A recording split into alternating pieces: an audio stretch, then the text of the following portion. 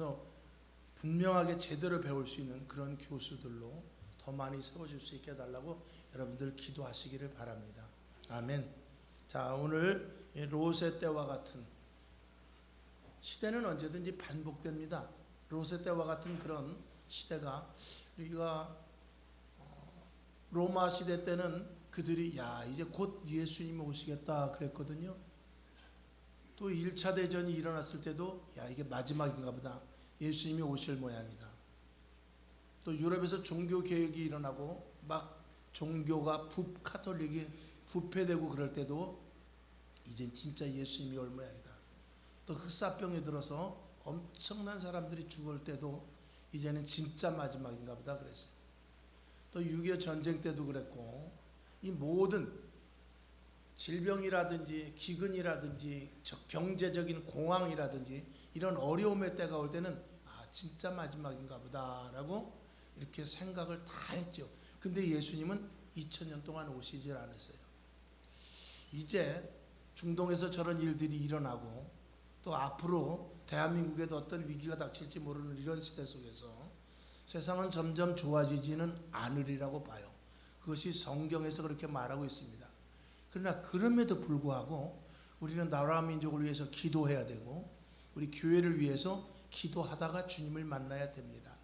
오늘 성경에 롯이라는 사람이 나오지만 이 롯이라는 사람은 아브라함이 이 롯과 함께 그 동행했던 사람들 중에서 10명만 되면 소돔과 고모라 성을 유황불로, 즉 멸망시키지 않겠다라고 약속을 했어요. 처음에는 50명이었지만 아브라함이 깎아서 10명까지 디스카운트를 했는데도 불구하고 10명이 되지를 않았어요.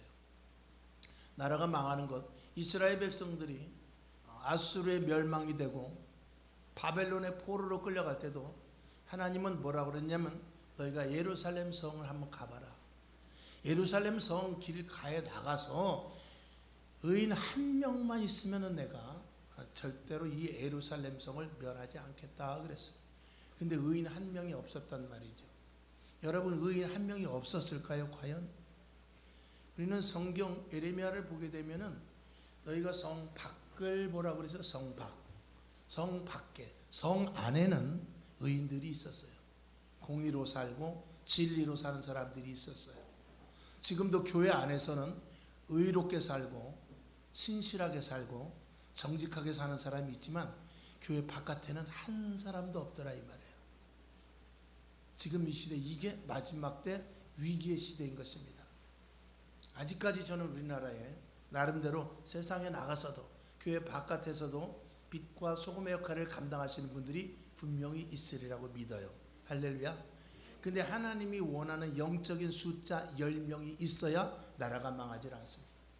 세계적으로도 마찬가지고 이 지구 위에 의인 10명 있으면 내가 멸망하지 않겠다라는 하나님께서 그 의인 10명을 나름대로 원하고 있는 그런 시대거든요. 대한민국도 마찬가지고 세계적으로도 이젠 마지막 때입니다. 소돔과 고모라를 보면서 이젠 진짜 이 지구가 체질이 녹아지면서 불에 타서 없어질 그 베드로 선생님의 말씀과 같이 이렇게 될 때가 오는데, 세상 사람들도 이제는 말세라고 그래요. 믿는 사람들만 말세라고 하는 것이 아니라 세상 사람들도 말세라고 하거든요. 그러면 이제 진짜 마지막 때가 다가왔구나라는 것을 생각할 수 있어요. 우린 롯을 보면서 결국 롯이 실패자이긴 합니다만, 그럼에도 불구하고 여기서 핵심 포인트는 뭐냐면 소돔과 고모라 성이 멸망을 당했지만 그럼에도 불구하고 거기서 빠져서 나왔다는 거예요. 우리가 내가 아무리 노력해도 대한민국의 의인 10명이라는 영적인 숫자가 채워지지 못하게 될 수도 있어요. 앞으로 경제적인 어려움이 온다고 다들 경제학자들이 이야기를 해요. 또 전쟁 위험자들은 전쟁이 일어날 것도 예고를 하고 있습니다. 전쟁이 문제가 아니고 경제적인 위기가 문제가 아니라 대통령이 누가 섰든지 그게 문제가 아니라 하나님이 보시는 관점은 의인 10명이 있느냐 이거거든요. 의인 10명이 있으면 대통령의 마음이 바뀔 수도 있고 정권이 하나님이 정말 복음을 전하기 좋은 그런 토양으로 바뀔 수도 있는 거예요. 그러나 의인 10명이 없으면 그 대통령이 아무리 내가 원하는 대통령이라 할지라도 나라는 망하게 되어 있는 것입니다. 그래서 결론으로 말씀을 드린다면 뭐냐면, 이제 의인 10명이 없어서 이 대한민국이 망하고 세계가 망하고 주님이 오신다 할지라도 구원은 받아야 되거든요.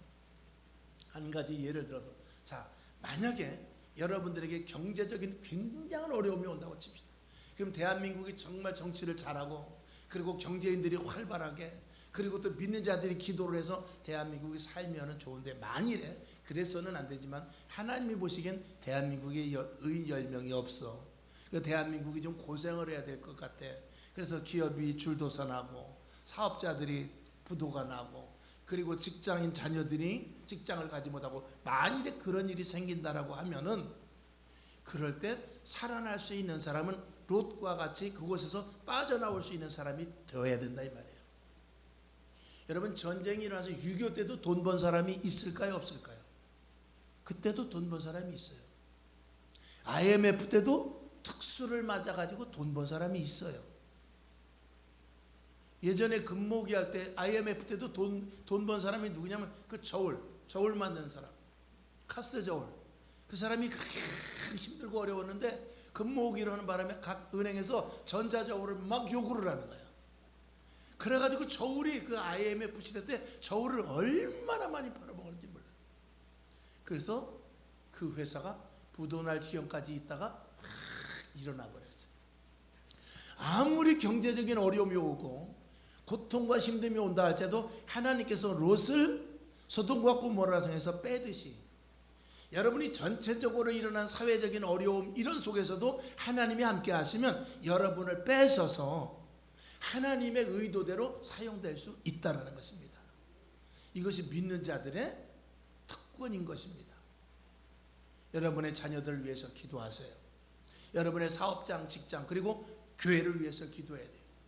교회가 힘들어, 교회가 이제는 전도하기 어려운 시대가 올지 몰라. 그런다 할지라도 롯과 같이 구출이 되어서 우리 교회만큼은 하나님의 강권하심으로 말미암아 교회가 부흥되고 성도들이 견고히 서고 하는 그런 교회가 되기 위해서 여러분 평신도 사역자들이 훈련을 받아서 교회를 든든히 세워가야 될 것입니다. 오늘 말씀의 요지는 소돔과 고모라 성에서도 구출을 받은 사람이 있다. 쉽게 말하면 6.25 전쟁 때도 돈 번 사람이 있다. IMF 때도 살아난 사람이 있어. 그럼 앞으로 아무리 어려운 시대가 온다 할지라도 내가 살아나는 사람이 되어야 된다 그 말이에요. 그러기 위해서 믿음과 신앙이 더 철저하게 바로 설 수 있기를 주님의 이름으로 축원합니다. 우리 하나님 감사합니다. 롯은 소돔에서 나갈 때 하늘에서부터 유황불이 떨어졌다고 했습니다. 그러나 롯은 피해를 당하지 않았죠.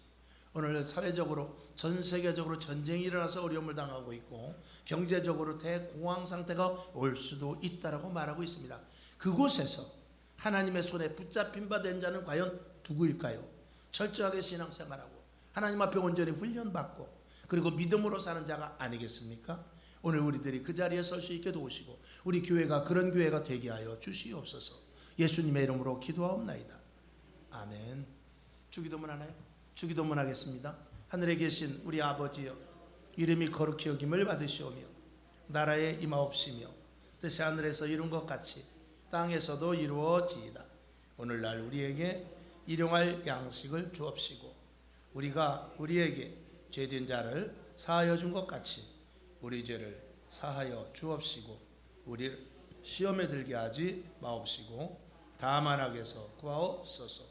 대개 나라와 은세와 영광이 아버지께 영원히 있사옵나이다. 아멘. 네? 바로 강의 들어가죠. 나눠드린 거 여러분들 네, 혹시 못 받으신 분이 있으면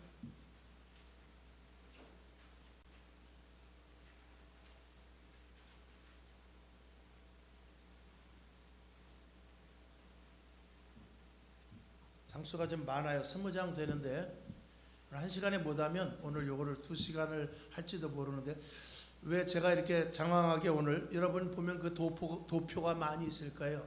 그 도표가 여러분들에게 좀 제가 이 예전에 신학교 강의를 가면서 그 강의했던 것과 첨부를 해서 좀 더 추가를 해서 제가 이렇게 만드는 건데, 사도행전 교회로 또 그리고 마지막 때 쓰임받는 교회로 나가기 위해서 교회를 진단을 할 수 있어야 되거든요.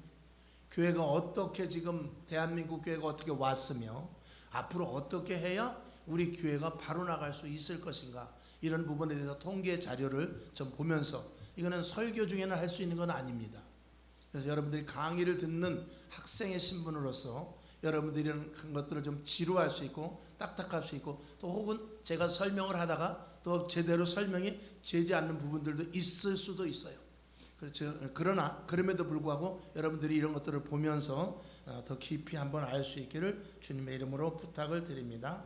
자, 우선 전면에 있는 것을 한번 우리가 읽어봅시다. 시작.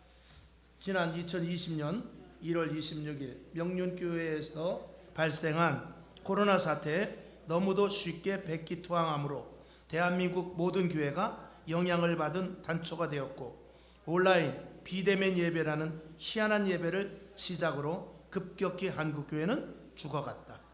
세계 어느 나라보다도 출석률이 가장 떨어지는 기이한 현상을 보였으며, 세계 유례를 보기 어렵다던 한국교회의 열풍은 온데간데없고 덩그러니 빈 예배당만 남아있다. 이게 지금 현실이거든요. 자, 포스트 팬데믹 처치라고, 포스트 팬데믹 처치는 코로나 이후에 세워질 교회. 한번 따라해 봅시다. 코로나 이후에 세워질 교회. 자, 이제 코로나가 지나갔고 이제부터는 우리가 다시 한번 회복을 해야 되는데 회복이 잘 되질 않습니다. 그러면 우리가 언제로 돌아가야 되냐? 대한민국 교회가 가장 부흥할 때가 2000년까지거든요. 그럼 우리가 시계를 돌려서 2000년 이전에는 교회가 어땠는가, 이거를 우리가 살피면은 답은 나올 수가 있는 것입니다. 그래서 포스트 팬데믹 자체는 코로나 이후에 세워질 교회로서 힘없이 무너진 현대의 교회를 거울 삼아 더 견고한 주님의 사도행전 교회를 세우는데 목적을 둔다 그랬습니다. 자, 오늘 여기 표가 있는데 이 표는 여러분들도 사이트에 들어가면 있어요. 목회 데이터 연구소라고, 거기 들어가면 여러 가지 많은 자료들이 있습니다. 그 자료와 그리고 또 제가 발췌한 자료 몇 개를 해서 이렇게 데이터를 올린 것이니까 여러분들이 더욱더 참고를 하시면 좋겠습니다. 자, 첫 장을 한번 넘어가 봅시다. 자, 코로나와 교회. 첫째, 코로나 발발. 2019년 12월 중국 중부도시 우한에서 발생한 폐렴과 관련해 세계보건기구는 이듬해 1월 13일 이 바이러스를 2019년 신종 바이러스, 그래서 2019 코비드라고 해서 코로나 19라고 그랬어요. 2019년도에 일어났기 때문에 19라는 것이죠. 신종 코로나 바이러스 감염증 코로나 19라고 했는데 중국 전역은 물론 전 세계에 퍼졌죠. 그래서 2019년 발발 이후 2020년부터 통계를 해서 2026년 1월까지 코로나 사망자는 여기 있는 데는 몇 명이죠? 700만 명 정도가 사망을 했다고 그래요. 감염자는 한 7억 명 정도 된다고 그래요. 감염자가 한 7억 명 정도 되고 사망자가 700만 명 정도니까 굉장히 많은 숫자가 죽은 것이죠. 자, 그러면서 이제 그 당시 코로나가 한참 발발해서 막 그 기승을 올리는 그때 이 뽑은 데이터를 한번 보면서 이제 이후에 점진적으로 보겠습니다. 1919년도 교회당 평균 값입니다. 교회마다 평균 숫자가 얼마나 되느냐. 그 당시 평균 숫자, 대한민국 교회 한 8만여 교회를 다 조사해 봤는데 한 교회당 평균을 따져보니까 51명 정도 되더라. 여러분의 교회가 51명이 넘으면은 평균 교회가 되는 것이고, 평균이 넘는 교회고 50명이 안 되면은 평균 이하의 교회가 되는 것입니다. 근데 지금은 엊그저께 그 수치가 나왔는데 지금 숫자가 평균 교회가 120몇 명으로 나왔어요. 그래서 이거 어떻게 된 건가 했는데 이 통계가 옛날부터 가지고 있던 서류, 오늘 교회 나오지 않는 사람 모든 사람들 끝까지, 그러니까 대한민국의 이 통계를 잡아보면요, 지금 성도가 800만 어쩌고 그러는데 이 통계를 실제로는 예배드리는 사람은 400에서 500만 밖에 되지 않습니다. 그러나 그럼에도 불구하고 이 각 교단마다 통계를 해서 올라온 숫자는 몇 명이냐면 2천만 명이에요. 그만큼 뻥튀기가 많다 이 말입니다. 2천만 명으로 따지니까 교회 성도 수가 많은 것이죠. 거기에서 이제 등록을 해놓고 나오지 않는 숫자가 있을 때 지금 아마 거의 50명이 안 되고 35명, 40명이 채 안 될 것으로 일반적으로 통계를 하고 있습니다. 그만큼 교회가 침체되었다는 것이죠. 자, 19년까지 침체된 비율을 보았을 때 처음에 2010년도에는 여러분이 표를 보아서 알지만 몇 명이었습니까? 평균당 72명이었어요. 그것이 2010년도부터 계속 줄어가지고 2019년도에는 51명이라는 숫자가 나오는데 지금은 이거보다 더 줄었다 이 말입니다. 그러니 이 대한민국 교회가 점점 계속해서 하락을 하고 있으니 이게 보통 문제가 아닌 것이죠. 자, 그 다음에 두 번째 보면 한국기독교 목회자협의회에서 2018년 조사한 것인데 여기 밑에 값이라고 쓴 것은 39%예요. 5년 사이 가장 낮은 수준의 신앙 수준 비율 증가라고 이렇게 되어 있는데 여기 보면은 기독교 입문 중이라는 사람이 몇 명이냐? 24%. 그리고 값이라고 쓴 데가 39%예요. 즉 다시 말해서 이게 무슨 말이냐면 그 밑에 한번 조그만 글씨를 제가 볼게요. 기독교 입문 중이라는 것은 나는 하나님을 믿지만 그리스도에 대하여 잘 모르겠다.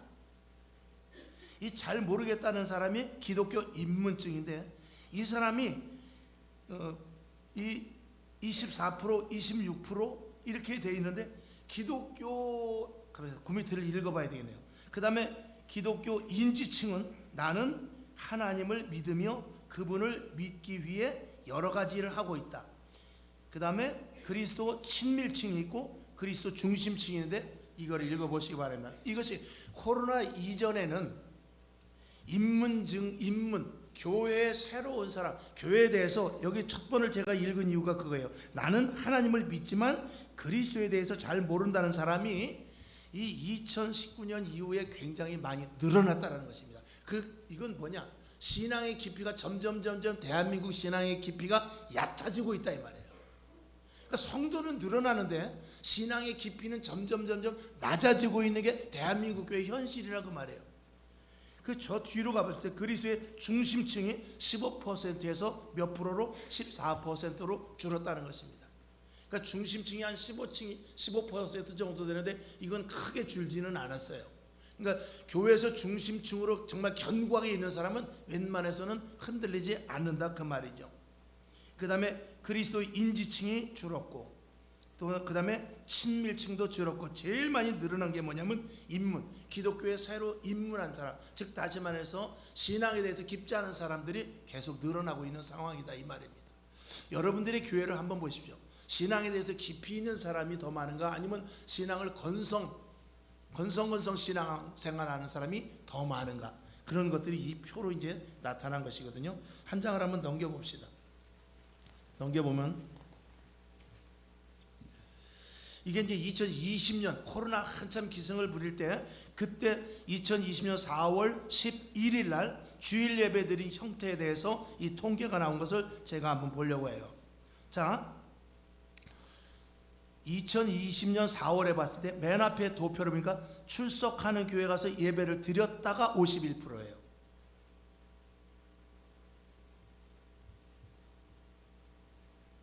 그 다음에 38, 그 다음에 예배를 드리지 않았다가 빨간 거를 볼게요. 12%. 그 다음에 출석하는 교회에 온라인 예배를 드렸다가 24%, 가정 예배를 드렸다가 3%, 기독교 TV 예배를 드렸다가 4%, 다른 교회 온라인을 예배를 드렸다가 5%가 되는데 지금 제가 빨간 글씨를 말하는 거예요.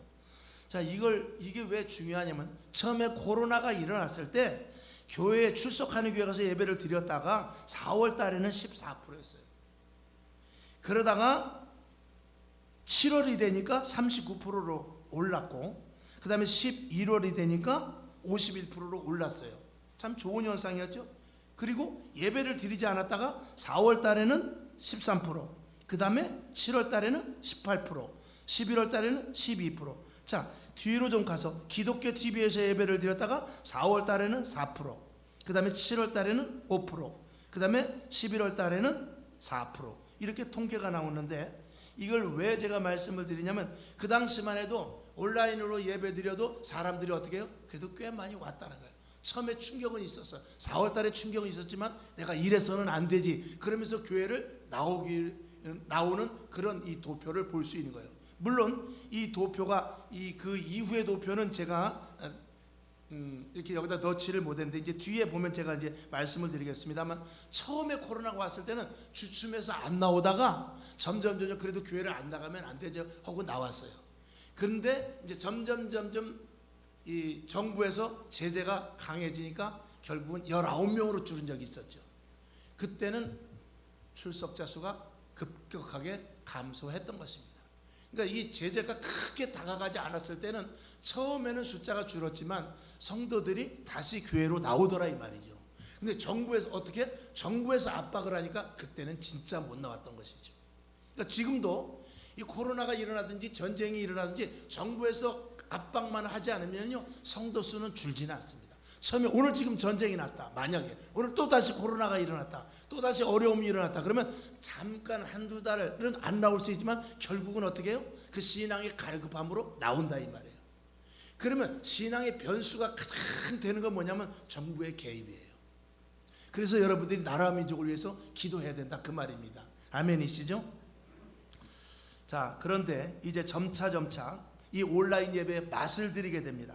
그래서 온라인 예배, 온라인 방송, 가정 예배 만족도가 점점 증가세가 이르는데, 4월 달에는 대면 예배보다 만족하지 못했다. 그 다음에 4월 달에는 대면 예배보다 오히려 좋았다는 사람이 9%였어요. 그런데 11월에 가니까 대면 예배보다 좋았다가 17%로 올라갔어요. 교회는 나왔는데 온라인 예배도 드릴만 하더라 이 말입니다. 이렇게 해서 점점 온라인으로 이제 빠져들기 시작하는 거예요. 이게 이제 문제가 되는 것입니다. 자, 한 장을 넘겨봅시다. 그러면서 이제 통계가 나왔는데, 주일 예배 온라인으로 대체할 수 있다가 65%까지 올라가게 됩니다. 그러면서 주일 성수를 하기 위하여 예배는 나와요. 교회는 나오는데 이 통계를 예배를 하면서 4월, 7월, 4월 달부터 11월 달까지 한 6개월 동안 이 통계를 내보니까 어떤 일이 생기냐, 교회는 나오는데 이 머릿속엔 무엇이 있냐, 온라인 예배도 좋더라 하는 것이 점점 머릿속에 들어가게 됩니다. 그래서 결국 지금은 어떻죠? 지금은 온라인 거의 다 예배 드리지 않습니까? 자, 그래서 조금 그 밑으로 한번 내려가 봅시다. 코로나 이후의 사역의 변화, 6번을 보겠습니다. 코로나 이후의 사역의 변화. 여기 보면 평균 수치가 있는데, 거기 보면 현재 작년 주일 예배 현장 코로나 참여 수준이 어떻게 됩니까? 74%. 현재 교회 학교 참여 수준 48%. 현재 헌금 수준 77%. 이게 코로나 이후와 코로나 이전을 비교해서 따진 겁니다. 그러니까 코로나 이전에 100이었으면 코로나 이후에는 몇 프로 나왔냐? 74%가 나온 것입니다. 그 다음에 교회학교 참여 수준은 43%. 어린이는 정말 회복되지 않았어요. 그리고 헌금 수준은 77%까지 겨우 올라가게 되었고요. 소그룹은 25%로 현저하게 줄었습니다. 그것이 지금까지 와서 지금도 아직도 교회에서 밥을 해먹지 않는 교회가 있어요. 그리고 구역 예배를 안 드리고 신방을 아예 그 코로나 이후에 안 하는 교회가 굉장히 많습니다. 그러니까 25%라는 이 수치가 나오게 되는 것이죠. 그 다음에 현재 제자훈련, 성경 공부 수준은 25%로 떨어졌습니다. 그 다음에 전도, 선교 이것이 28%로 떨어졌고, 지역사회 구제 봉사 수준도 39%로 코로나 이전보다 떨어졌다라는 이 통계가 나온 것입니다. 그러니까 특히 여기서 우리가 주목할 것은 학생들, 주일학교, 중학생들, 고등학교까지 해서 굉장히 숫자가 엄청나게, 그러니까 어른들은 코로나가 끝나고 나니까 다시 교회를 나왔어요. 근데 젊은이들은 거의 안 나왔죠. 여기 보니까 통계 보니까 절반 이하, 절반도 안 나오는 이런 숫자를 우리가 보게 된 것이죠. 자, 한 장 넘어가 봅시다. 목회자가 예상하는 코로나 종식 후에 교회의 변화는 어떻게 될 것인가? 자, 여기 보면은 소형교회의 어려움과 교회 학교 감소를 이제 크게 두는데, 그 표를 보게 되면 교회 출석 교인 수의 감소, 이것이 코로나 이전에는 19%라고 그랬는데 코로나 이전에는 19%라고 그랬는데, 왜냐하면 그 이전에도 교인 수는 감소가 됐었어요.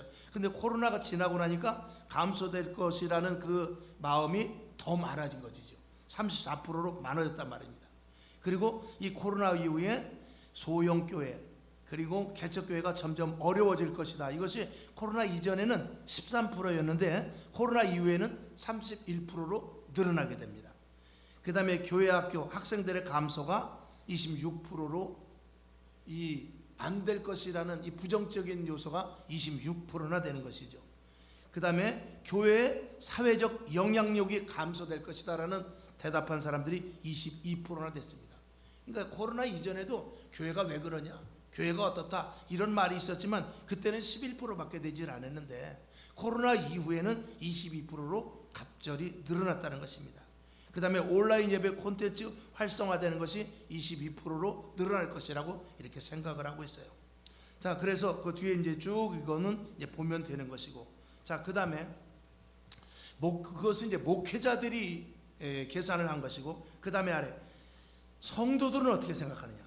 성도들은 온라인 예배가 어떻게 될 것이냐 했을 때, 이 위의 도표를 봤을 때 목회자들은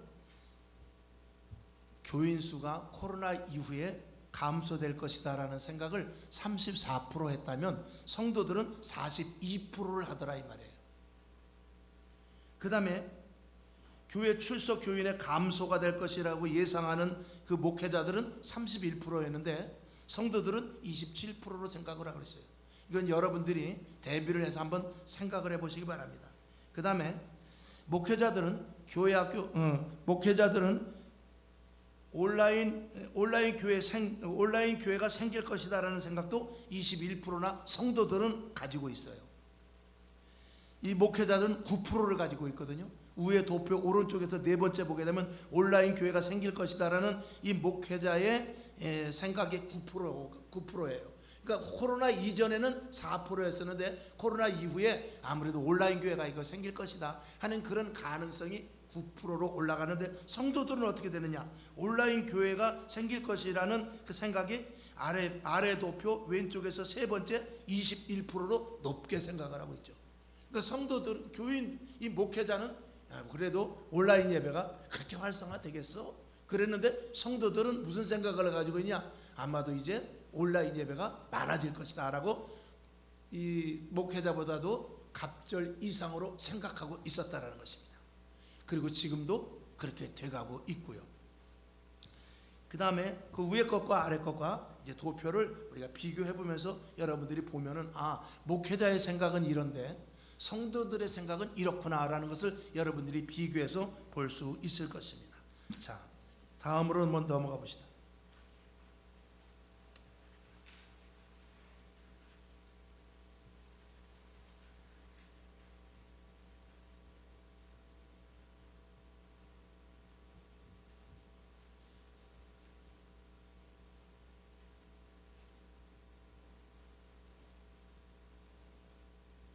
자,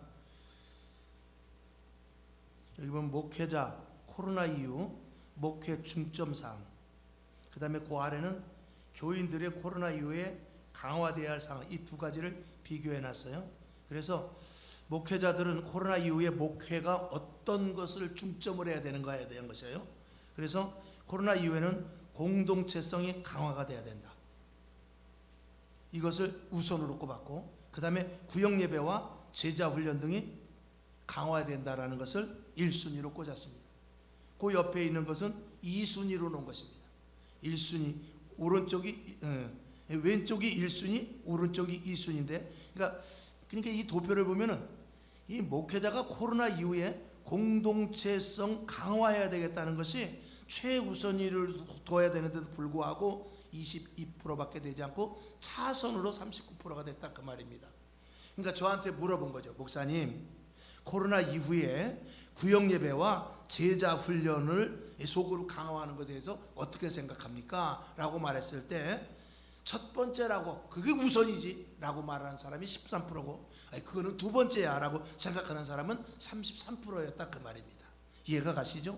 그 다음에 주일 현장 예배를 강화해야 된다 이렇게 말하는 사람이, 그걸 우선적으로 말하는 사람이 22%고 그거는 차선이야 라고 말하는 사람이 30%였다 이 말입니다.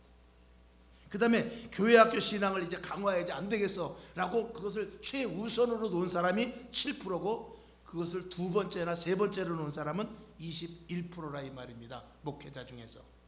그 다음에 교회 공공성이라든지 지역사회를 섬기는 것에 대해서 최우선으로 하는 것이 우선이다 라고 말하는 목회자가 8%고 그거는 두 번째야 라고 생각하는 사람은 20%였다라고 이렇게 우리가 통계를 볼 수 있고요. 아니야, 이제부터는 설교가 최고야 라고 말하는 사람은 11%, 그리고 설교는 지금 두 번째야, 그게 문제가 아니야 라고 말하는 사람이 18%라 그 말입니다. 그 다음에 그 아래 성도들한테 물어보니까 성도들이 최우선 제일 먼저 해야 될 거는 뭐냐면 온라인 시스템을 구축해야 된다. 이게 성도들이 최우선으로 생각하는 거래요. 그 다음에 두 번째로는 교회 공동체를 강화해야 된다. 교회 공동체성을 강화해야 된다. 그 다음에 지역사회에 섬기는 것은 세 번째로 10%를 차지하고 있습니다.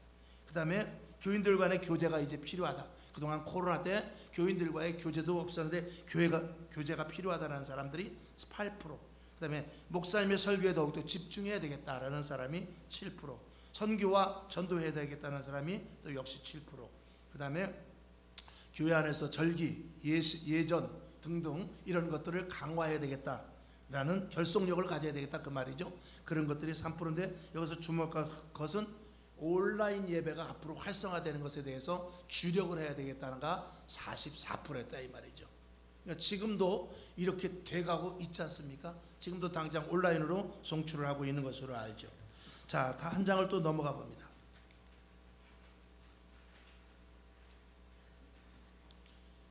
이거는 확진자 중, 이거는 좀 올해 약간 좀 된 코로나 그 막 중간 시대에, 이거는 중간 때 이 데이터를 뽑은 건데 확진자 중에서, 코로나 확진자 중에서 이 교회에서 나왔다. 이건 여러분들이 설교도 많이 들었고 뉴스에서도 많이 들었을 거예요. 교회 때문에 그 코로나가 생겨났다. 교회가 발원지다 라고 생각하는 것. 여기 보면 결론만 말하죠. 실제는 11%입니다. 교회에서 번져나간 게 실제는 11%인데 실제적으로 11%도 되지 않죠. 교회에서 확진된 것보다도 이 사회 돌아다니면서 확진된 게 사실은 더 많죠. 그러나 그럼에도 불구하고 통계는 11%로 됐지만 국민들에게 물어봤을 때는, 설문조사를 물어봤을 때는 교회에서 코로나가 발발된 게 44%라는 응답이 나왔다 이 말입니다. 그러니까 교회가 애무하게 33%를 뒤집어 쓴 겁니다. 코로나 때. 이것은 그 당시 정부가 나름대로 그렇게 해나간 방향이 분명히 있습니다. 이건 우리가 다 알고 있죠. 그리고 뉴스에서도 또 그렇게 나왔고요. 그러니까 이런 것들이 아직도 회복되지 않았기 때문에 교회라고 하면은, 당시 우리 딸들도 여기 있습니다만 우리 딸들이 월요일날, 여러분들도 아마 그걸 경험을 했을 거예요. 딸들이 월요일날 회사 가면 너 어제 교회 갔다 왔어? 그것부터 물어보는 때가 있었어요. 왜? 교회에서 코로나가 생겼으니까. 그런 때가 있었는데 결국은 어떻게 보면 나름대로 그 정부에서 주요한 것이죠. 뉴스를 보셔서 여러분들이 이미 다 아시겠지만, 자, 그래서 결국은 12번째 보면 기독교인들의 호감도가 엄청나게 떨어지게 되는데, 코로나19 이후에 개신교인들의 이미지, 여기서 주목할 것은 거리를 두고 싶은 사람이다, 이렇게 이미지가 돼버렸다는 것입니다. 그 다음에 교인들은 이중적인 그런 사람이다. 왜? 어떻게 코로나가 일어나는데 교회를 갈 수가 있지? 교회 가면 코로나 걸리는데 왜 교회를 가지? 하는 이런 이중적인 생각을 하는 사람들이 급격하게 늘어났다는 것입니다. 그리고 교회 다니는 사람은 그냥 사기꾼이야 라는, 그렇게 심지어 말하는 사람들도 굉장히 늘어났다는 것입니다.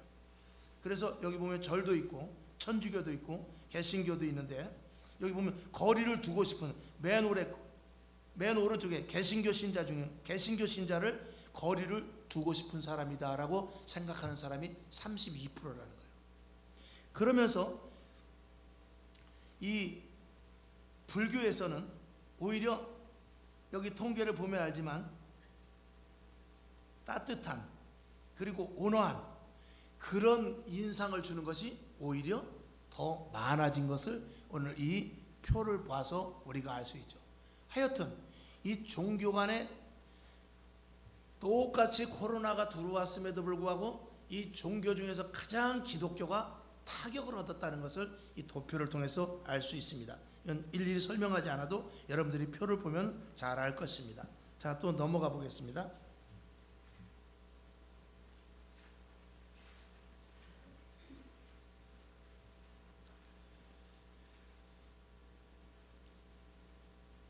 자, 비개신교인이 원하는 개신교의 이미지. 믿지 않는 사람들이 교인들의 이미지에 대해서 원하는 바가 있어요. 그것이 이 통계로 나타나는데 제일 먼저 이 빨간 줄치인데 제일 먼저 원하는 이미지는 뭐냐면 윤리적이었으면 좋겠다. 이게 53%입니다. 그러니까 세상 사람들이 우리를 볼 때 교인들이 너무 윤리적이지 않다. 교회 다니는 사람들이 너무 이기적이다. 교회 다니는 사람이 난 상대하기 싫다. 이것이 물론 예전보다도 코로나 이후에 더 많이 생겼다는 사실이죠. 그리고 교인들이 좀 투명했으면 좋겠다. 이렇게 말하는 사람들이 42%였고요. 교인들은 희생을 할 줄 알아야지. 이렇게 생각하는 사람들이 25%였다는 것입니다. 그리고 그 밑에는 쭉 읽어보시면 알 겁니다. 배려심 많았으면 좋겠다. 포용적이었으면 좋겠다. 좀 공익적인 사람이 되었으면 좋겠다. 좀 합리적이었으면 좋겠다. 라는 이런 사람들의 이 도표 프로테이지가 쭉 나와 있는데 제일 중요한 것은 윤리적이었으면 좋겠다. 사실은 그리스도인이 그래도 윤리적입니다. 그럼에도 불구하고 세상 사람들은 윤리적이라고 보지를 않는 거예요. 근데 여기서 한 가지, 제가 이제 교회에서 설교를 많이 합니다만 세상 사람들이 교인들한테 뭐라 그러냐면 교회 다니는 사람이 왜 그래? 이렇게 말하거든요. 그러니까 똑같이 범죄를 저질렀어. 그러면 세상 사람들이 잘못을 하면은 사람이 살다 보면 그럴 수도 있지 뭐. 이렇게 세상 사람들은 세상 사람들에 대해서 관대해요. 근데 교회 다니는 사람이 잘못하면 뭐라 그러냐? 교회 다니는 사람이 그러면 안 되지. 이렇게 말해요. 그만큼 예수 믿는 사람은 덤태기를 쓰는 거예요. 근데 우리가 여기서 한 가지 주목할 것은 예수 믿는 사람의 그 가치를 이미 우리 믿음의 선배들이 올려놨다는 사실을 우리가 알아야 돼요. 그러니까 세상 사람들이 볼 때 교회 다니는 사람이 왜 그래? 그럴 때는 그 왜 그래 속에는 교회 다니는 사람은 그러지 말아야 되고 그렇지 않았다라는 거예요. 적어도 예전에 교회 다녔던 사람은 그러지 않았는데 왜 지금 교회 다니는 사람은 그러느냐, 그 말이 거기에 포함되어 있는 것이거든요. 이것이 기뻐해야 될 일일지 아니면 슬픈 일일지는 여러분들이 알아서 생각을 하십시오. 그러니까 똑같이 내가 잘못을 해도 예수 믿는 사람이기 때문에 더 다른 사람들에게 질타를 받는 것, 이게 지금 우리의 현실입니다. 근데 그게 어떻게 보면 당연한 것이죠. 왜? 그리스도인은 세상에 나가서 빛과 소금의 역할을 감당해야 되고 마태복음 5장에 있는 대로 착한 행실을 보여줄 수 있어야 되기 때문에 그런 것입니다. 여러분들이 이런 부분에 대해서는 조금 더 우리가, 그래서 예수 믿는 사람은 항상 손해보는 거예요. 짜장면 한 그릇 얻어먹고 우리는 고기를 사줘야 돼요. 쉽게 말하면. 그만큼 믿는 사람들이 절대 유익을 취하려고는 하면은 이미 신앙생활은 이미 다시 생각해 봐야 됩니다.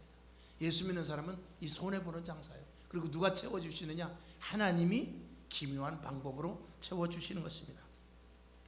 그래서 지난 1년간 코로나를 그 2020년도의 이야기입니다. 지난 1년간 코로나19를 겪으면서 지금도 마찬가지입니다. 한국교회 신뢰도가 32%에서 21%로 지금은 21%도 되지 않습니다. 어떤 통계 보면은 15%, 10% 이하까지 내려가. 아예 교회 자체를 이제는 아주 미워하고 교회 자체는 우리와 전혀 다른 그런 이방인이다 라고 사회에서 격리적으로 생각하는 그런 데까지 지금 왔다는 것이죠. 자, 넘어가 봅시다. 종교인 호감도 2025년도 겁니다. 이거는 종교인 호감도. 자, 기독교인이 보는 종교인 호감도. 내가 교인이야. 내가 기독교인인데 기독교인을 어떻게 생각하냐? 그랬더니 호감도 63%입니다. 같이 예수를 믿지만. 그리고 당신이 기독교인인데 카톨릭인에 대해서 어떻게 생각합니까? 그랬더니 38%가 그 사람들 좋은 사람들이지, 이렇게 말했다는 것이죠. 또 기독교인들에게 물어봤어요. 불교인은 어떻게 생각합니까? 나는 교회는 다니지만 불교인도 좋다고 생각해 라고 말하는 그 프로수가 여기 보면 25% 돼 있습니다. 그리고 원불교인, 천도교인 뭐 이렇게 나와 있습니다. 근데 카톨릭 사람에게 물어봤습니다. 카톨릭 사람에게 물어보니까 카톨릭인에 대한 호감도를 물어봤더니 78%가 나왔어요. 그러니까 자기네들끼리 굉장히 좋다라고 생각하는 것이죠. 그리고 불교인은 57%, 괜찮은 사람들이야. 그리고 원불교, 기독교인을 좋아하는 사람은 21%밖에 되지 않습니다. 그러니까 기독교인은 카톨릭인을 38% 호감을 가지고 있지만 카톨릭인들은 기독교인을 21%밖에 호감을 갖고 있지 않다라는 것을 우리가 한번 알 수 있어야 되죠. 그 다음에 불교인에게 물어봅니다. 불교인이 자칭 불교인에게 호감을 갖느냐 하는 71%예요. 그리고 카톨릭에 대한 호감도가 54%입니다. 여기 보니까 원불교도 있고 천도교인도 있는데 불교인들이 보는 기독교인들의 호감도는 19%밖에 되지 않습니다. 비극적인 일이죠. 우리 기독교인들은 불교인을 25%나 호감을 가지고 있어요. 근데 불교인은 기독교인을 19% 정도밖에 호감을 가지고 있지 않다, 그 말입니다. 그 다음에 이제 무종교인의 호감도를 보았을 때 불교인이 40%로 가장 높습니다. 절에 다니는 사람들이 난 좋아. 그 사람들의 호감을 가지고 있어. 그 다음에 카톨릭, 성당 다니는 사람이 난 좋더라. 그 다음에 원불교, 기독교인을 좋아하는 사람이 몇 프로요? 9%밖에 되질 않아요. 그게 조금 그 전장에 있는 대로 호감도가 21%에서 그만큼 줄었다, 그 말입니다. 이건 엄청나게 이 교회에 대한 이미지가 흐려졌다는 것이죠. 이 여러 가지 요인이 있습니다. 그것을 또 이제 분석을 나중에 해보겠습니다만, 그렇게 된 것에 대한 여러 가지 요인 중에 하나는 우리 그리스도인들의 빛과 소금의 역할을 감당하지 못한 것입니다. 또 정부에서 보이지 않게 나름대로 그렇게 올가미를 만들어 놓은 것도 없지 않아 있습니다. 자, 그 다음에 사회에서의 종교인의 영향력. 여기 보면은 과거 1983년은 단행본 첫 출간 시기인 1984년으로 포기했으나 조사년도 기준으로 통일했다라고 했는데, 이거는 뭐 볼 것도 없고, 요즘 우리 사회에서 종교의 영향력이 증가하고 있다. 자, 종교별 불교인은 1983년도에는 66%, 그리고 2025년도에는 25%로 이 불교인에 대하여서 종교인의 영향력이 줄었다라고 말합니다. 그 다음에 기독교인의 영향력은 1983년도 84%에서 2025년도에는 38%로 계속 줄어나가고 있습니다. 그 다음에 천주교인은 77%에서 32%로 영향력이 줄어들었다라고 이렇게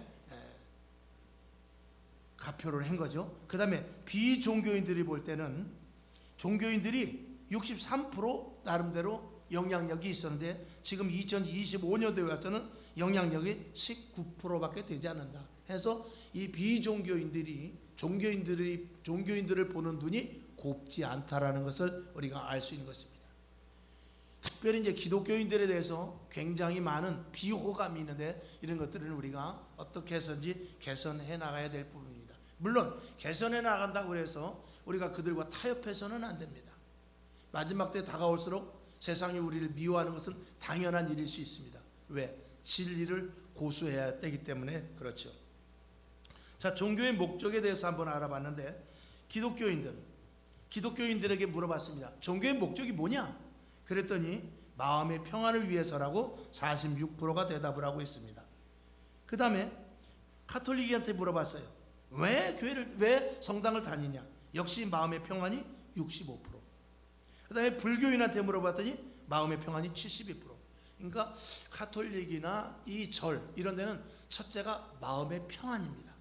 근데 예수 믿는 사람은 그것이 절반 정도가 좀 되지 않고 오히려 38% 동안 38% 되어 있는 진리와 구원에 대한 것이 그래도 많이 있죠. 그리고 카톨릭인들은 2위가 뭐냐면 인간 성숙이 8% 정도밖에 되지 않습니다. 그리고 무엇이 좀 많으냐? 사회정의 구현 및 사회에 대하여서 어떻게든지 사회에 가서 도움이 되는 일들에 대하여서 12%를 구성하고 있습니다. 그러니까 제일 그들이 원하는 것은 뭐냐면 마음의 평안이죠. 불교도 마찬가지입니다. 마음의 평안, 그 외에 진리의 구원, 이런 것들은 5% 정도밖에 되지 않습니다.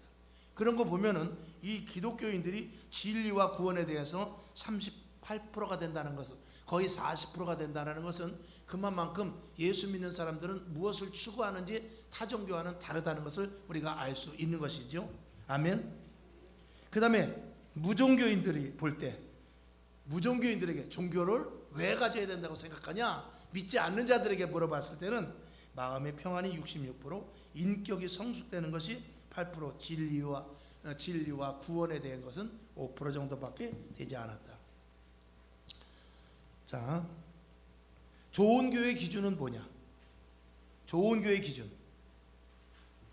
기독교인은 38%가 경건한 예배와 말씀이 좋은 교회의 기준이다, 이렇게 말하고 있어요. 근데 예수 믿지 않는 사람은 13%밖에 되지 않습니다. 그 다음에 좋은 교회의 기준이 사회의 약자를 향한 봉사와 구제가, 기독교인은 26%가 그래야 된다고 생각하는데 믿지 않는 사람들은 40%. 압도적으로 좋은 교회는 사회적 약자를 향한 봉사와 구제가 필요하다라고 절반 정도가 대답을 했던 것이죠. 자, 그 다음에 서로 돌봄이 있어야 된다. 이건 13%, 기독교인들은 13%, 비기독교인은 9%. 그 다음에 좋은 교회는 뭐냐? 목회자가 좋아야지. 이렇게 응답한 자가 10%가 되었고, 세상 사람들은 7%, 목회자가 좋아야 된다라는 것을 7%. 그 다음에 공동체 내 민주성과 평등, 이건 좀 단어가 이상합니다만 별의별 게 다 나옵니다.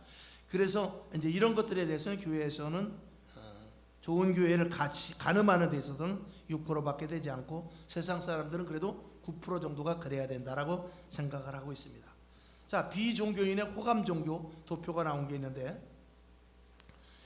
2024년도에는 불교가 호감도가 37%였습니다. 그리고 개신교가 12%, 천주교가 17%.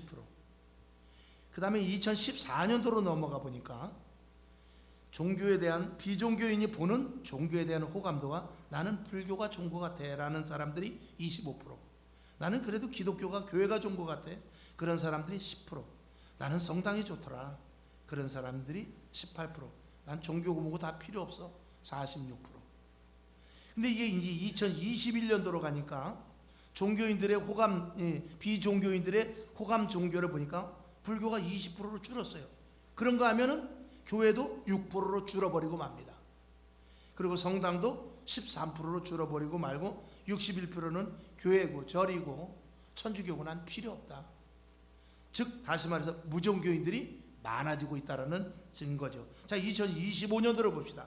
작년 통계인데, 작년 통계를 보니까 비종교인이 호감하는 종교, 불교는 15%로 내려감과 동시에 기독교인도 6%대에서 머물러 있습니다.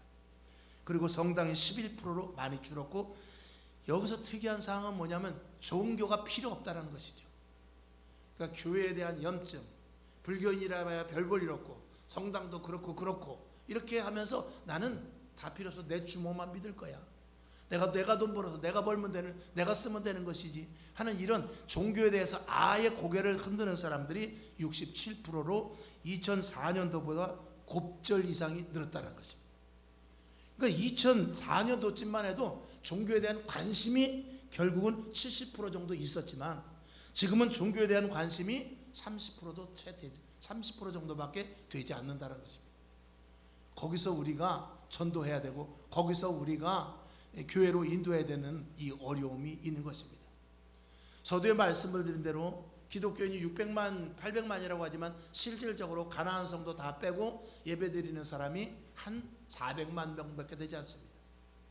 500만 명이라고 쳐도 대한민국 인구의 10분의 1입니다. 그러니까 10명이 지나가면 교회 안 다니는 사람이 몇 명이죠? 9명입니다. 우리가 500만 명, 400만 명은 많은 것 같지만 10명이 지금 내 앞에 걸어가고 있는데 그 중에 교회 다니지 않는 사람이 9명이에요. 근데도 전도 안 하면 안 되잖아요.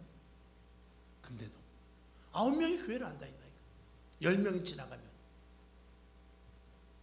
그리고 교회를 싫어하는, 종교에 대해서 아예 고개를 흔드는 사람이 67%가 되고, 거기에서 그나마 기독교 외에 다른 데로 가면까지 교회는 안 가겠다는 사람은 94%가 됩니다.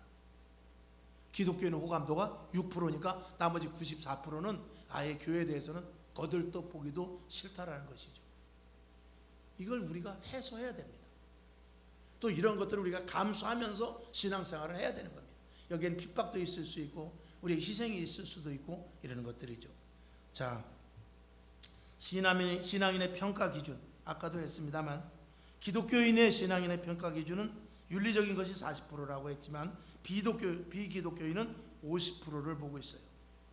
그 다음에 신앙에 대한 평가 기준을 기독교는 우리끼리 이야기할 때는 겸손해야지 그러지만 세상 사람들이 볼 때는 겸손한 것보다는 윤리적인 삶을 사는 것을 더 좋아하더라, 이런 것이죠.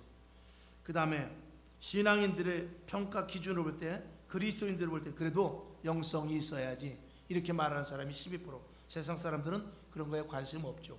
5%밖에 없습니다. 그리고 종교에 대한 이 지적인 깊이, 교회를 다녔으면 종교에 대해서 좀 많이 알아야지 이렇게 생각하는 사람은 10%, 우리 그리스도인들은 10%, 믿지 않는 사람은 그나마도 5%밖에 되지 않는다는 통계가 나와 있습니다.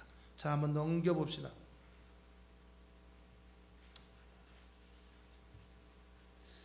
신앙 수준이 약화된 것. 2023년도, 2024년도, 2025년도. 2023년도에는 신앙의 수준이 약해진 것 같다. 라가 29%였어요. 비슷하다, 49%. 신앙이 좀 깊어진 것 같다가 18%예요. 근데 2024년도, 5년도로 갈수록 보니까 신앙 수준이 많이 오히려 깊어진 것 같다라고 생각하는 사람들이 많이 있어요. 그만큼 여기 또 한 가지 보면은 약해진 것 같다라는 것과 비슷한 것과 같다라는 것과 깊어진 것 같다라는 것이 작년 2024년도에 때는 이게 크게 변동이 있었는데 2023년도쯤 코로나 막바지 때하고 지금하고 비슷해요. 그럼 이건 뭘 말하고 있습니까? 코로나 막바지 때까지 그래도 견뎌난 사람들이 지금 그대로 그 신앙을 유지하고 있다라는 것을 우리가 생각해 볼 수 있는 것이죠. 자, 여기서 이제 중요한 건 뭐냐면 가난한 성도가 근데 많아졌습니다. 가난한 성도는 여러분들이 잘 아시다시피 예수는 믿지만 교회에 안 나가는 성도죠. 2012년도에 가난한 성도가 기독교인 중에 11%라고 그랬어요. 그런데 2024년도에 기독교인 중에 31%가 가난한 성도입니다.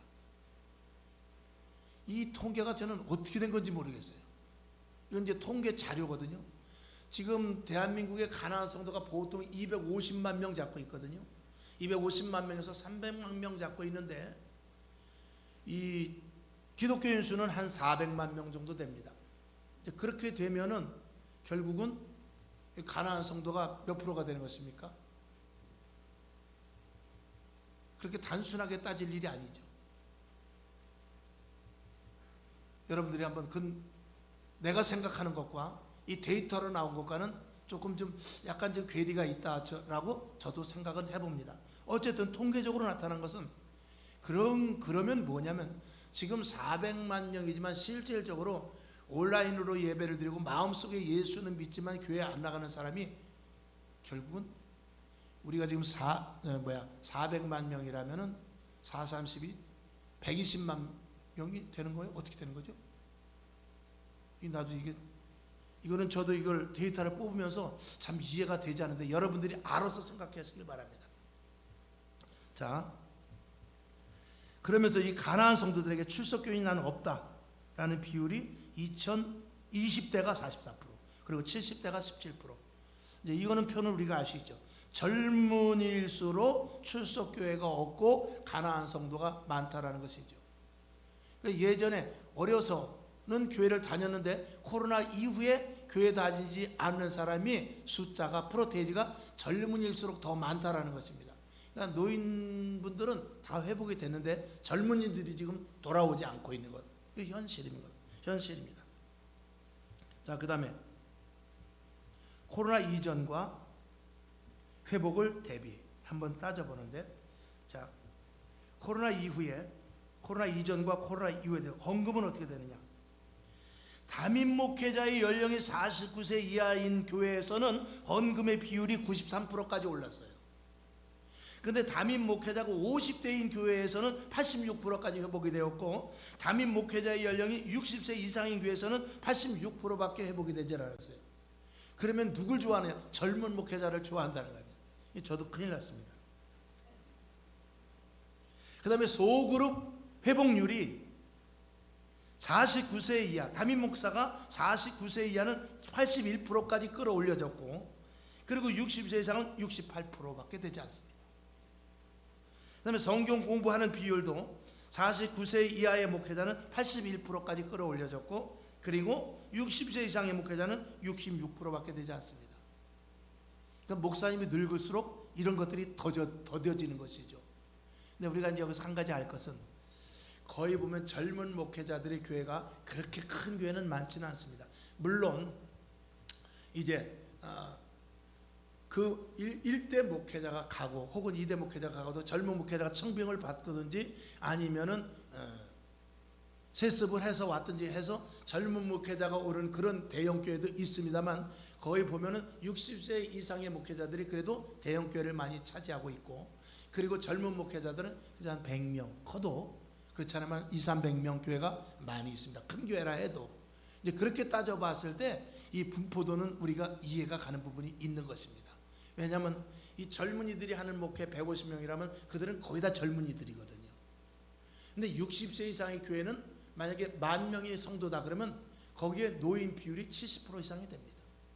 그렇기 때문에 이 프로테이지가 젊은이들보다도 나이 먹은 목회자의 교회에서 떨어질 수 있다는 것도 우리가 생각을 해볼 수 있는 것이죠. 전도와 선교도 40세 이하는 77%, 그리고 60세 이상은 60%. 지역사회 구제봉사, 새신자 등록도 역시 49세 이하의 목회자들에게는 68% 정도 이렇게 회복이 됐는데, 60세 이상의 목회자 교회는 43%밖에 회복이 되지 않았다는 것이 통계로 나와 있습니다. 그 다음에 교회 중점 방향.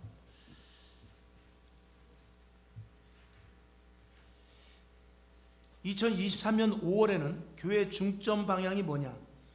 주일 현장 예배를 드려야 되겠다는 것이 43%였고, 2024년도에는 57%였다가 2025년도에는 현장 예배를 드리는 율이 오히려 줄어들어 44%가 됐습니다.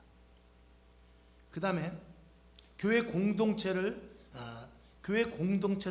회복해야 되겠다가 2023년도라면 저와 여러분이 알기 쉽게 코로나 마지막 때입니다. 코로나 마지막 무렵, 그때는 교회 공동체성을 회복해야 되겠다가 42%였는데 아마 잘 되지 않았나 보죠. 2024년도 코로나가 해제되었지만 33%밖에 되지 않습니다. 그리고 지금도 더 늘지 않고 39%밖에 되지 않습니다. 그 다음에 속으로 성경 공부를 해야 되겠다라고 2023년도에 다짐을 한 목회자가 32%였는데 2024년도에는 조금 늘었어요. 33%로. 그리고 이제 코로나가 완전히 해제된 2025년도에는 36%로 소그룹과 성경 공부는 좀 늘은 것을 우리가 볼 수 있습니다. 그 다음에 교회학교 교육을 철저히 해야 되겠다. 이게 코로나 막바지 때는 34%라는 그 나름대로 이 프로테이지를 가지고 있었는데 2024년도 코로나가 해제됐음에도 불구하고 되지를 않는 겁니다. 왜? 학생들이 와야, 교회학교 학생들이 와야 하지요. 그러다 보니까 결국은 2025년도에도 28% 수준에 머물게 된 것입니다. 그 다음에 신방도 2023년도에는 앞으로 신방을 중점해야 되겠다라는 그런 목회자가 15%였었는데 2024년도에 문을 열지 않습니다. 문을 열지 않으니까 그렇게 세웠던 계획이 되지를 않고 결국은 9%밖에 되냐. 야, 이거 신방 못 하겠네. 이제 신방은 틀렸나 보다. 코로나 이후에는 이건 신방이 될 수가 없네. 이런 수준까지 떨어진 것이죠. 그러다가 그나마 그래도 작년 2025년도에는 많이 뛰어오르게 됩니다. 자,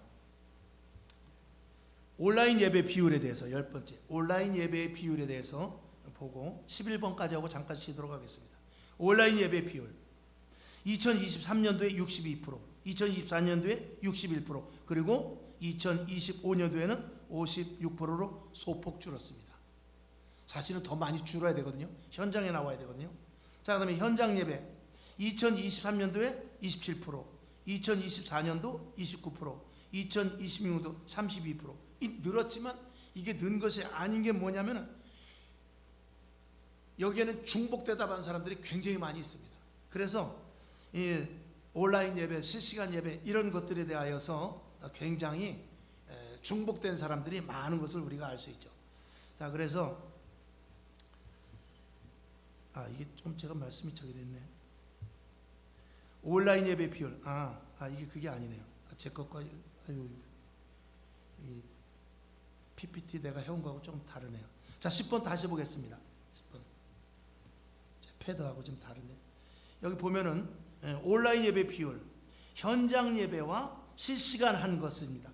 현장 예배와 실시간 한 게 2024년도에는 62%였고 2025년도에는 현장 예배와 실시간 온라인 중계를 한 것이 56%. 그 다음에 현장 예배만 드리는 것은 2023년도에는 27%였는데 지금도 현장 예배만 고수하는 곳이 32%입니다. 그 다음에 현장 예배한 후에 설교를 영상을 온라인으로 올리는 그런 교회가 2023년도에는 10%, 2025년도에는 12%로 조금 늘었습니다. 그 다음에 온라인 예배만 드리는 것이 2025년도에 1%라고 했는데 지금 이제 온라인만 드리고 오프라인 예배 안 드리는 교회가 많이 점점 늘어나고 있습니다.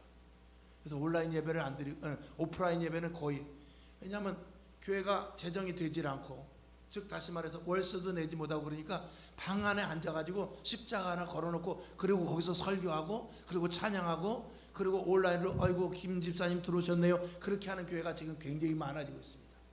앞으로 그런 교회가 많아질 것입니다. 이거는 탈교회입니다. 진짜 원래의 교회는 아닌 것입니다. 자, 이제 중요한 것인데 좀 쉬었다 합시다. 자, 5분만 쉬었다가 8시 되면 하겠습니다. 네, 잠깐 밑에 내려가셔서 8시 5분 되면 시작하겠습니다. 자, 쉼을 가지십시오.